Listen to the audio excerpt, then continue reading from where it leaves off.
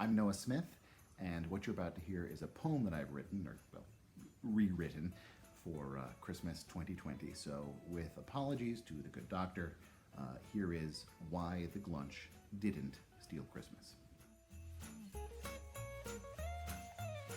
All the Weathers in Weatherton loved Christmas greatly, but their neighbor, the Glunch, he looked on it hately. For Christmas, the Glunch was, let's say, not keen, nor did he like Thanksgiving or Halloween. I also hate Yom Kippur, Easter, and Kwanzaa. Don't start me on Passover or Rosh Hashanah. Arbor Day? No thanks, I'm not a tree guy. And must we explode stuff each 4th of July? That New Year's Day, Groundhog Day, Valentine's hat trick, all leading up to a day for St. Patrick. Diwali and Ramadan, Flag Day and Purim, Labor Day, Veterans Day, yuck, I abjure 'em.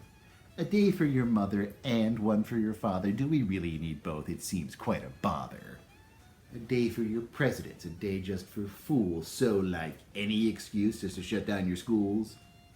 But, for Christmas, the Glunch had the most nasty feeling. So on Christmas, he planned to do some light stealing.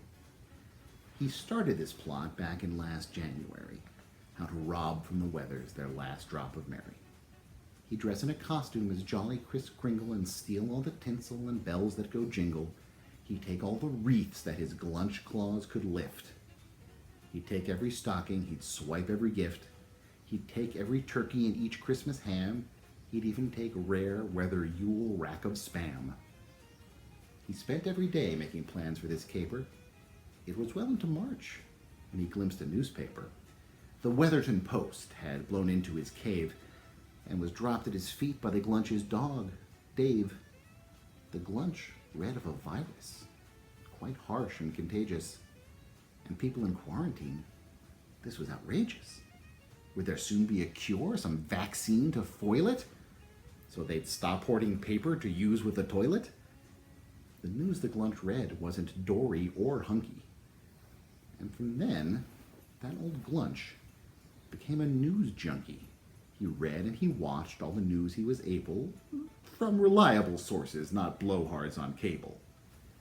He learned of the things that brought no one enjoyment, of wildfires, violence, and high unemployment, of protests and fighting in all kinds of places, of people who wouldn't wear masks on their faces, of anger and hatred and sorrow and fear, of too many good people lost.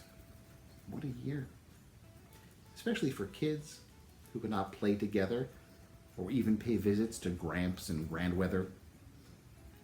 He looked at it all, and it seemed more than plenty. Too much terrible stuff came in year 2020. I still don't like Christmas, the Glunch said with a sneer. But maybe I see why they need it this year. I don't like the Weathers, but I also hate sadness. So this year I'll grant them their holiday gladness. Let them trim up the tree and bask in its glow, and hope that the next year they won't feel so low. I love to steal Christmas, and some year I'll get it. But this isn't the time, I have to admit it. Those Weathers need merriment, so I'm not doing it.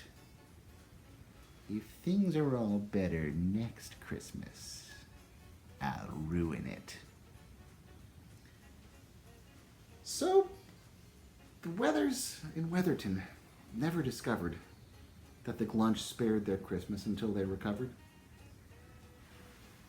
So Christmas went on just as planned, more or less, and none of the Weathers ever would guess that that nasty old Glunch had taken some pity and let Christmas joy spread throughout the whole city to fill up holes left by a year full of sorrow and give every weather some hope for tomorrow.